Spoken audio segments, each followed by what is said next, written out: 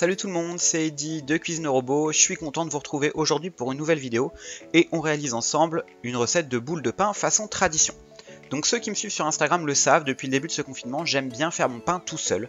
Et je pense avoir trouvé une recette qui est plutôt sympa, donc je la partage avec vous puisque ça m'a été demandé. Donc moi je commence mon pain le soir vers 22h30 et je mets dans la cuve de mon robot toute l'eau et la levure de boulanger déshydraté et je lance le programme 23. Qui est le programme pâte à pain. La première partie de ce programme, ça va être en fait de dissoudre la levure dans l'eau, et pour ça le bol va les mélanger tous les deux à 37 degrés. La deuxième partie du programme, il va falloir ajouter toute la farine, ici 375 grammes, et surtout du sel. Ne diabolisez pas le sel dans vos recettes de pain. En général, c'est ce qu'on vous dit parce que ça tue la levure, mais il en faut quand même pour donner du goût. Ici, on a 10 grammes. Le programme 23 continue, c'est toujours le programme pâte à pain et il va pétrir la pâte pendant 2 bonnes minutes.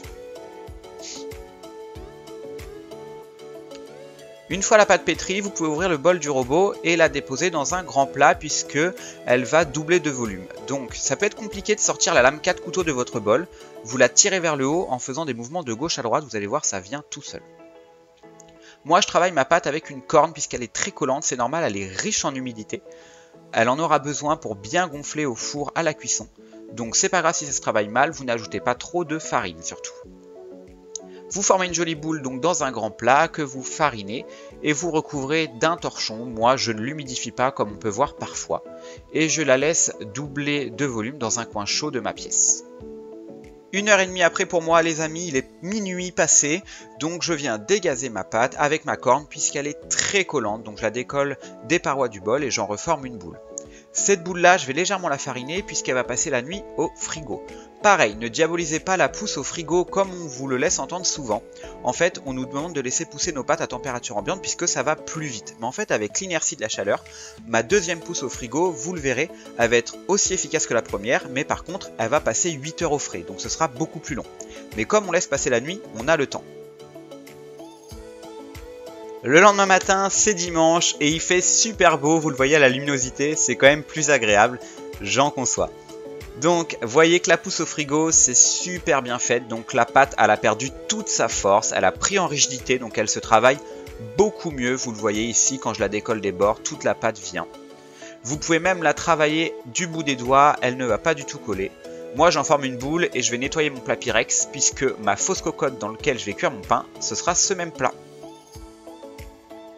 Donc je la farine un petit peu pour pouvoir mieux la travailler et vous pouvez regarder attentivement ma technique de pliage, c'est ce qui va permettre à la pâte de bien gonfler. Donc je la plie en portefeuille dans un sens, j'en fais un quart de tour et je refais la même chose. Je soude bien tous les bords et j'en fais une jolie boule, vous allez voir elle est super lisse. Je vous rembête avec ma technique du papier cuisson, mais là c'est super important, si vous ne le faites pas, vous allez avoir votre pain qui va être accroché dans le fond du plat et vous ne pourrez pas le manger, donc ça sera plutôt dommage. Vous pouvez le voir, le fond de mon plat est mouillé, c'est normal, c'est volontaire, ça permet au papier sulfurisé de mieux accrocher et surtout ça va créer un environnement humide à la cuisson. Et avant d'enfourner votre pain, vous faites des entailles sur 1 cm de profondeur et vous venez saupoudrer généreusement de farine. Le secret pour imiter une cocotte, c'est de la couvrir d'un papier aluminium avant de l'envoyer à 225 degrés pendant 55 minutes en chaleur tournante. Les 5 dernières minutes, vous pouvez retirer le papier aluminium si vous voulez, c'est ce qui va donner ici cette jolie croûte dorée. Je vous laisse écouter la découpe, c'est plutôt satisfaisant.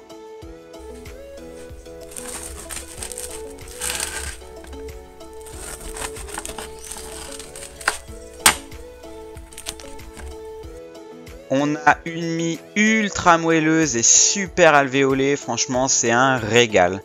Et moi j'ai bien mérité un gros déjeuner après ça, donc je vais manger des œufs, du jambon, un jus d'orange et bien sûr mes super tranches de pain. Merci les amis une nouvelle fois d'être restés jusqu'au bout de cette vidéo. Vous le savez, on se retrouve quotidiennement sur Instagram, c'est le @cuisinerobot. Et d'ici là, on se revoit bientôt pour une prochaine vidéo.